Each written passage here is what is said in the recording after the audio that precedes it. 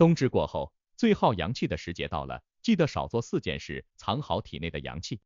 冬至刚过没多久，李阿姨坐在院子里晒太阳，看着屋檐下挂着的腊肉，嘴里念叨：冬天啊，得多吃点好的，补补身子。邻居王奶奶提着一篮子菜过来，听见了笑着说：补是对的，可补多了也不行，别再弄坏了身子。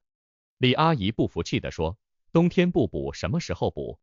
而且我听说冬至以后最耗阳气，我得赶紧抓紧补回来。王奶奶拉了个小凳子坐下，阳气是得保护好，可不光是吃东西的问题。你看看，你这大清早的，天寒地冻，跑出去买菜，冻得脸都红了。再看看你家这炉子，烧得这么旺，你坐得近不怕火气太重？李阿姨一听愣住了，咦，这阳气还和这些事有关系？王奶奶点点头，当然有关系啊。你想想，冬天阳气本来就弱，咱们这些年纪大的人阳气更不足了。如果不注意，像天冷乱跑、火烤久坐这样的事，会不会反而伤害身体呢？李阿姨一边听一边点头，最后有些疑惑，到底该怎么保护？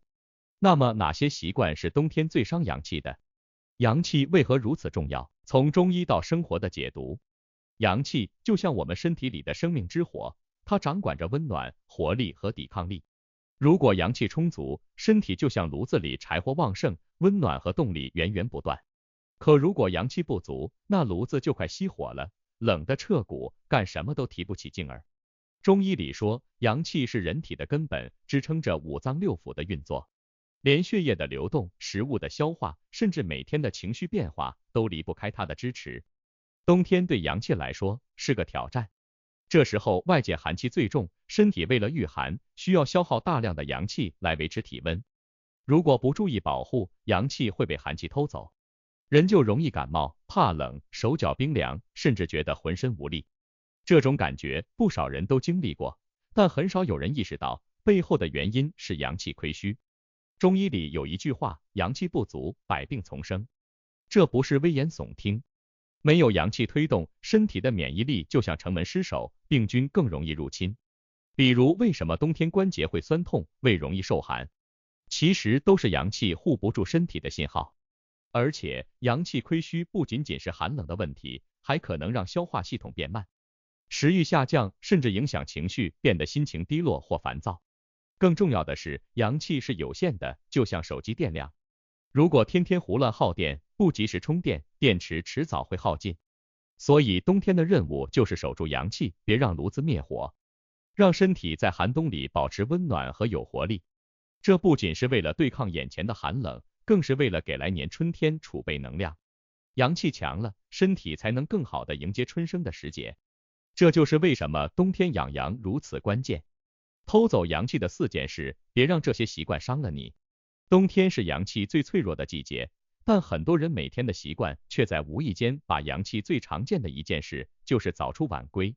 冬季天寒地冻，尤其早晚温度最低，这时候身体的阳气本该好好藏着御寒，可一出门寒气就扑面而来，阳气被驱散，寒气入体，手脚冰凉，身体打颤，都是在提醒你阳气正流失。还有就是室内温度太高，看起来暖洋洋的，实际上是个陷阱。暖气开得太足，身体毛孔全打开，汗液排出多，阳气就跟着溜走了。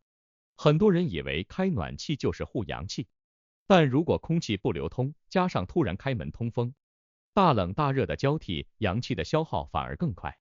烤火取暖是老一辈的习惯，但时间久了也容易偷走阳气。长时间靠近火炉，身体表面虽然暖和，但内部容易出现外热内寒。这就像一个暖壶，只热了壶身，里面的水却慢慢凉了。火烤久了，甚至可能让体内的阳气被逼出来，反而让身体更虚弱。饮食过度进补也是个大问题。冬季很多人喜欢大鱼大肉，觉得越补越好，其实这是误区。食物过于滋腻，脾胃负担加重，消化不良就成了家常便饭。脾胃是阳气的重要来源，一旦它们运转不畅，阳气就供不上来，越补反而越虚。情绪起伏大也在偷阳气，烦躁、焦虑、动怒都会消耗心神。中医讲心阳不足就是这么来的。尤其是冬天，天气寒冷，容易让人情绪低落，过多的精神消耗直接伤阳，让人更没精神、更疲惫。以上这些习惯其实看起来都是生活中的小事，但长期不注意，阳气一点一点流失，身体也就越来越弱。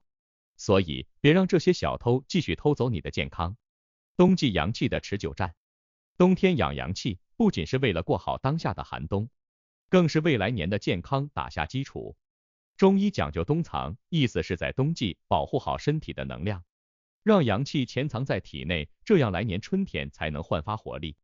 阳气就像储蓄账户，冬天存的越多，来年身体的底气就越足。阳气足，身体抗寒，免疫力提升，很多疾病也会远离。399是冬季养阳的好方法，这是一种结合艾灸和穴位的中医疗法，通过温热的艾草刺激特定的穴位，帮助身体暖经活络，提升阳气，特别适合阳虚体质或者容易手脚冰凉的人。39天是寒气最重的时候，选择在这个时间进行艾灸，不仅可以驱寒，还能起到冬病冬防的效果，比如缓解慢性关节炎、咳喘等问题。简单的操作也很方便，只需选择身体的特定穴位，比如关元穴、足三里等，用艾条熏灸，每次20分钟左右，就能感受到身体的温暖感传遍全身。日常生活中，通过按摩穴位也可以帮助提升阳气。常用的几个穴位，比如涌泉穴和命门穴，每天轻轻按摩几分钟，就能促进血液循环，让身体更暖和。命门穴在腰部，是肾气的门户，按摩时用手掌搓热后轻轻按揉，能让整个人感觉腰背发热。涌泉穴位于脚底，是身体最下端的穴位，温暖它就像给身体打通了暖气管，阳气更容易从下往上生发。除了这些方法，规律作息、适当运动和饮食调理也是养阳的重要部分。养阳不是一蹴而就的事情，而是一个细水长流的过程。冬季的每一点努力都会成为来年身体健康的底气。冬至过后怎么吃？冬至之后，饮食上要顺应天时，为身体补充阳气的同时，也要避免滋腻过度。中医讲究冬藏，吃对了，既能补充能量，又能为来年的健康打好基础。第一，注意温补。冬天是进补的好时节，但补得过火容易伤脾胃。温补的食材最适合这个季节，比如羊肉、牛肉、生姜、红枣、枸杞等。这些东西既能驱寒，又不会给身体增加太多负担。做菜时加一点姜片或者喝杯红枣姜茶，既暖胃又能提升阳气。第二，避免生冷。冰凉的食物在这个季节对身体来说是敌人，过冷的饮料、生冷的水果都会削弱脾胃功能，让阳气流失，寒气趁机入体。水果可以选择温性的，比如苹果、橙子，还可以稍微加热后再吃，既暖胃又健康。第三，吃得清淡。冬天大鱼大肉确实很诱人，但吃多了容易让脾胃罢工。中医认为，脾胃是阳气的重要来源，负担太重会影响阳气的生成。所以饮食搭配上荤素要均衡，多吃一些容易消化的食物，比如炖汤、粥类或者蒸菜，这样既养胃也养气。第四，补充水分。很多人冬天觉得不容易口渴，就忘了喝水。其实这个季节身体需要的水分并不少，尤其是暖气房里，干燥的环境容易让体内津液不足。喝水最好选择温开水，或者煮点养生茶，比如陈皮水、桂花茶，不仅能润燥，还能帮身体排出一些积寒。冬至过后的饮食既要暖又要养，既不能过度，也不能随意。注意这些细节，身体会因为吃得对而变得更加健康。启示：有人说，冬天的养生看不到即时效果，但它像一颗埋在土里的种子，到了来年春天，你的身体会用更轻松的状态告诉你，这些努力没有白费。阳气足了，少生病，更有精神去享受生活。所以，不妨从现在开始，守住自己的阳气，给身体一次完整的修复和蓄能的机会。养阳不是一件麻烦事，而是对自己最贴心的投资。